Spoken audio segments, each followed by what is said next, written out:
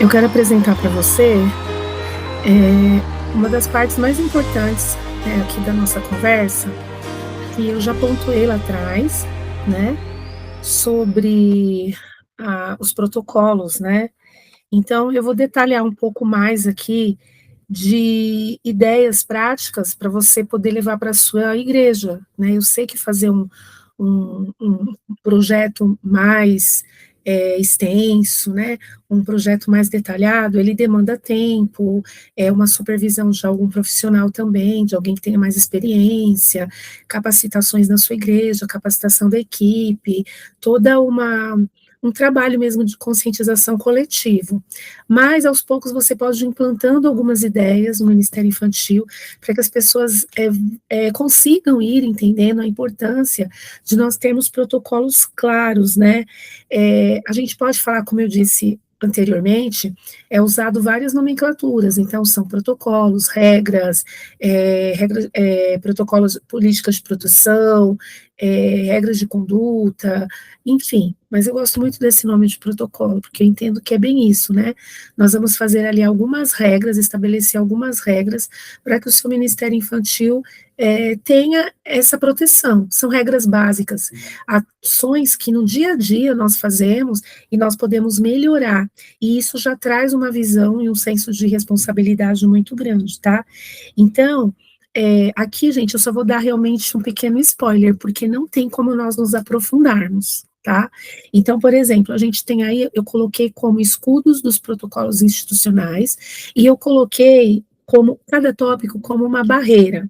Então, a gente tem aí a barreira 1, que seria a regra de 2, eu já falei um pouquinho anteriormente, quando eu apresentei lá o croquis, né, de uma sala, que é a regra básica, nunca um adulto deve estar sozinho com uma criança. Salas, banheiros, caronas, inclusive, exige-se sempre 2 adultos ou visibilidade total externa, protege a criança e resguarda o voluntário, tá. Então isso aqui, gente, é muito, muito importante.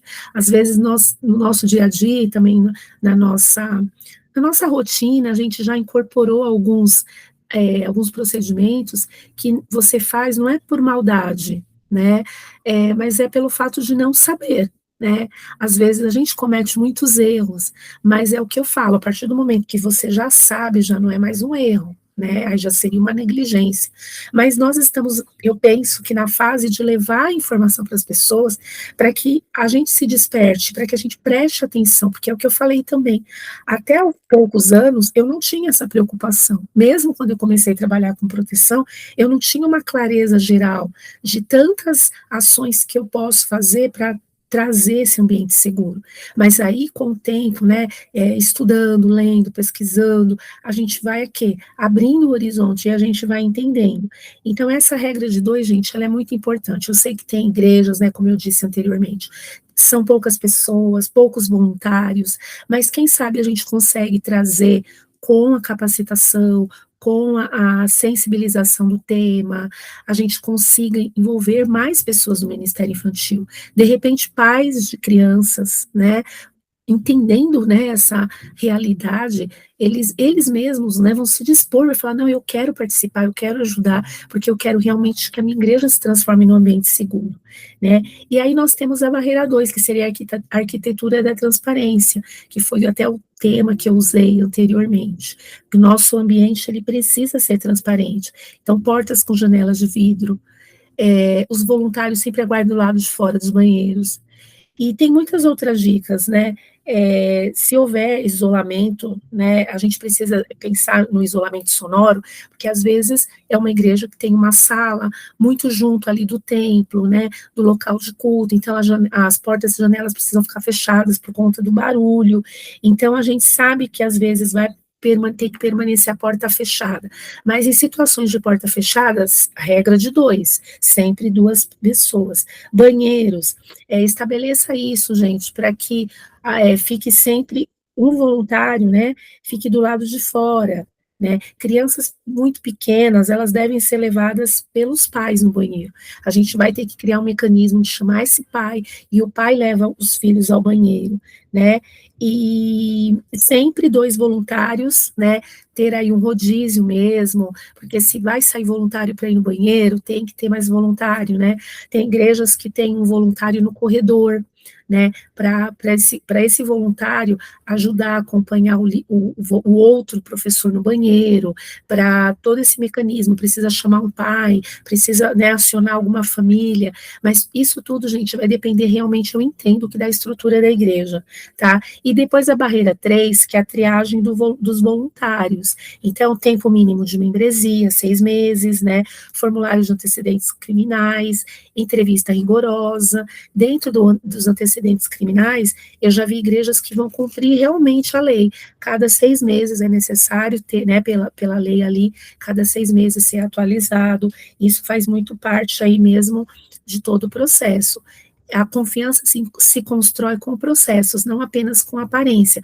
Quando os pais começarem a entender que tudo isso está sendo feito para proteger os filhos, gente, é impossível famílias não se mobilizarem. Então, essa conscientização, ela precisa acontecer. Se você traz um tema desse para uma reunião de pais, por exemplo, né, vamos conversar sobre proteção, vamos falar sobre isso, trazer as famílias, né, e começar, né, é um processo, né, e começar, o importante é isso, aqui a palavra-chave, começar, não tem outro caminho para nós, tá? E esse código de conduta, gente, ele é fundamental, né? Então, quando a gente fala, também existe esse nome, né? Eu falei protocolo, eu tinha falado algumas regras de conduta, né? Aqui eu bati o olho aqui, vi, é um outro nome também que a gente usa, bem interessante, que é códigos de conduta, né? Tem alguns procedimentos que é importante nós falarmos sobre, né? Proibir as crianças de ficar sentando no colo, né? Muito contato físico, eu sei que tem ali o carinho, o momento do acolhimento, o momento que a criança vai chorar, enfim, né? Mas, assim, casos muito pontuais, né, beijos, né, demorados, conversas muito privadinhas ali num cantinho sozinho em algum lugar.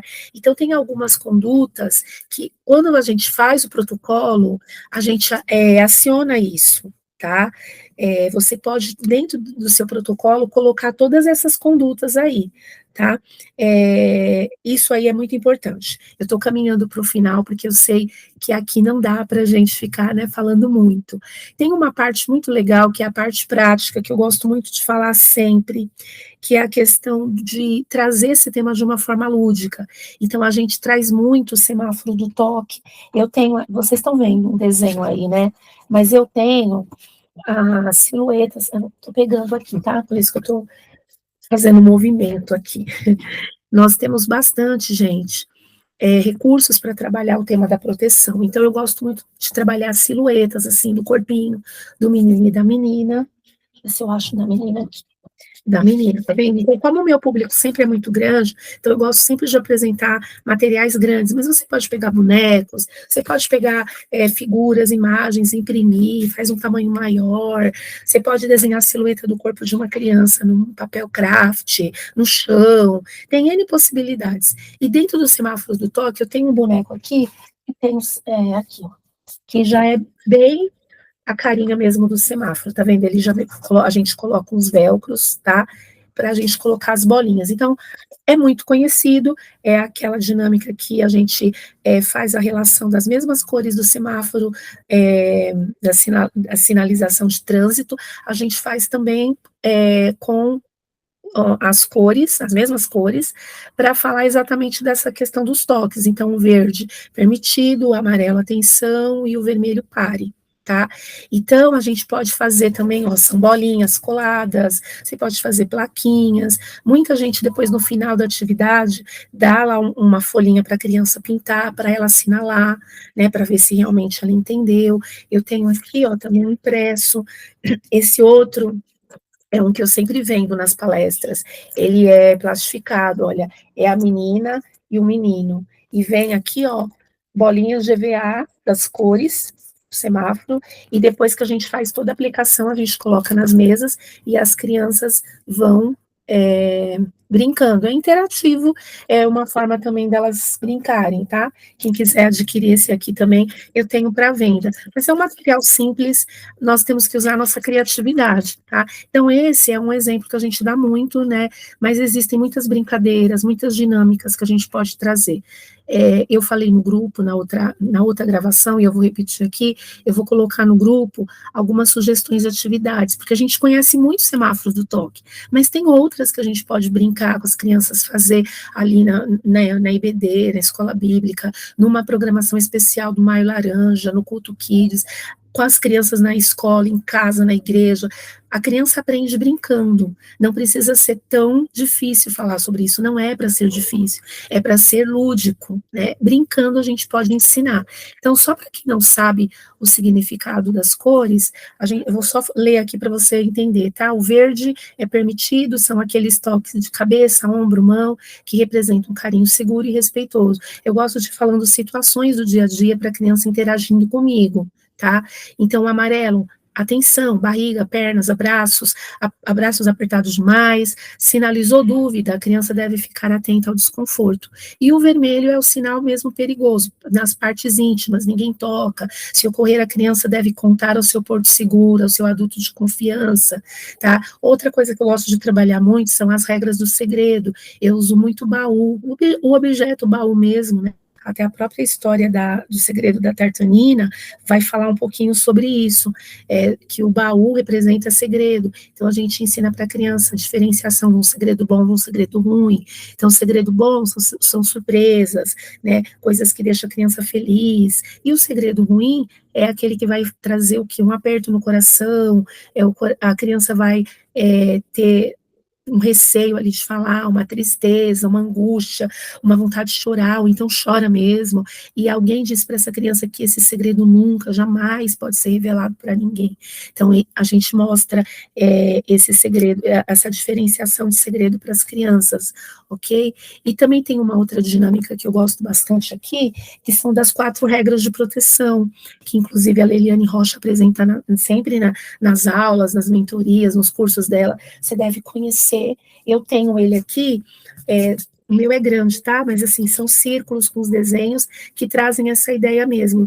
A criança aprender a dizer não, diga não, pare, e cada comando desse tem um significado, tá? Então a gente vai dando esses mecanismos para as crianças. Ela diz não, ela corre, cada um desses, gente, tem uma explicação bem longa, tá? Eu não vou conseguir fazer aqui, porque senão a gente não vai terminar.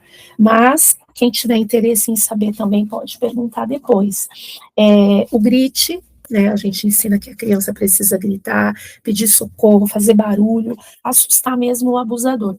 E o último, o adulto de confiança. Toda criança precisa ter alguém que ela confie. Nem sempre vai ser o pai e a mãe, porque o abuso pode estar ocorrendo dentro do ambiente do lar da criança, um ambiente de confiança, e aí ela não vai procurar o pai e a mãe, ela vai procurar uma outra pessoa que ela confie, tá? Então, a gente tem maneiras muito lúdicas e simples de trabalhar. Isso aqui é uma dica importante. Agora, voltando sobre o protocolo de 24 horas, quando acontecer uma situação, eu já falei, mas eu quero reforçar, porque quando você começa a fazer um trabalho assim, pode acontecer uma situação ali de revelação espontânea. E qual é o passo a passo que eu posso seguir? Então, em primeiro lugar, eu tenho que me manter muito calmo, tá? A calma nesse momento eu até brinco, eu falo, eu tenho que ficar plena, continuar plena, porque é isso que a gente precisa fazer. A gente tem que transmitir essa calma também para a criança. Não é tão simples, mas quando eu já tenho um protocolo, quando eu já sei o que fazer em situações de perigo, em situações de violência, fica mais fácil. O protocolo vai substituir o meu pânico, aquele desespero de não saber o que fazer, não sei quem chamar, não sei quem acionar. Tudo isso com o protocolo eu sei exatamente o que eu tenho que fazer. Então, passo 1 é uma escuta ativa, eu não vou ficar interrogando a criança, eu deixo ela falar no tempo dela, eu não vou ficar sugestionando nada, eu não vou forçar nada, eu vou deixar as coisas fluírem. Depois, passo 2, eu acolho essa criança, eu faço a validação, diga a frase mais importante que eu disse lá atrás, eu acredito em você, você não tem culpa de nada, nós vamos te proteger. Aqui tem uma situação que a criança pode ser que ela peça assim, tia, é o meu segredo, você guarda o segredo, eu não quero, não posso contar para ninguém. E aqui a gente precisa dizer, nesse momento de acolhimento, que a gente não vai poder guardar esse segredo, que esse segredo é um segredo muito ruim, é um segredo que machuca ela, machuca outras crianças, que a gente vai ter que buscar ajuda de outras pessoas para proteger ela e outras crianças. Então, a gente precisa explicar isso para a criança. E o terceiro passo, gente, é a notificação imediata. Qual seria o procedimento correto? Eu aciono a coordenação, a liderança, essa liderança vai contatar o conselho tutelar. Esse seria o caminho. Não investigar por conta própria, não vai confrontar o suspeito, deixa a rede legal agir, tá? Isso aqui é muito importante. E aqui, gente, olha só que lindo isso aqui. Arquitetura da transparência, protocolos não são burocracia. Então tem gente que vai falar, nossa, é muita burocracia, dá muito trabalho. Trabalho vai dar mesmo, vai dar. Só que é para um bem muito importante. E os protocolos, eles são muros invisíveis que protegem o jardim de Deus. Então, quando você fizer um protocolo, algo assim nesse sentido, tenha em mente que você vai estar protegendo as crianças. A boa intenção não substitui o método. Então, não adianta eu só ter boa intenção. Eu preciso, de fato, fazer algo muito intencional. Onde a vigilância falha, a vulnerabilidade cresce. Então, a vigilância não pode ser falha, ela tem que funcionar.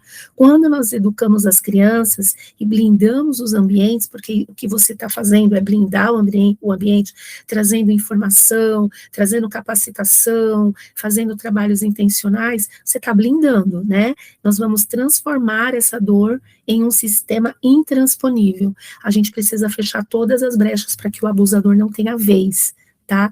E aí, qual é o próximo passo que eu quero propor para vocês? É claro que eu ficaria aqui muito tempo, muita gente fala, nossa, tá ótimo, não para mais, não acaba. O meu desejo realmente é ficar aqui. A gente quer mostrar várias soluções, a gente quer entregar técnicas para vocês, mas na verdade não funciona dessa forma. Então eu tenho uma proposta aqui para você, né? Então hoje você viu sinais, você viu erros que nós podemos cometer e que nós não podemos cometer de maneira nenhuma, falhas no sistema, né, que esse sistema seria o quê? Nos nossos espaços, nos nossos ambientes, e aí o que que a gente pensa? A gente precisa construir soluções, a gente não vai improvisar na hora da crise. Então, o que que eu quero oferecer hoje para você? Um workshop, aí eu escrevi uma mentoria, mas na verdade não é uma mentoria, porque a mentoria, ela sempre é mais de 3 meses, né?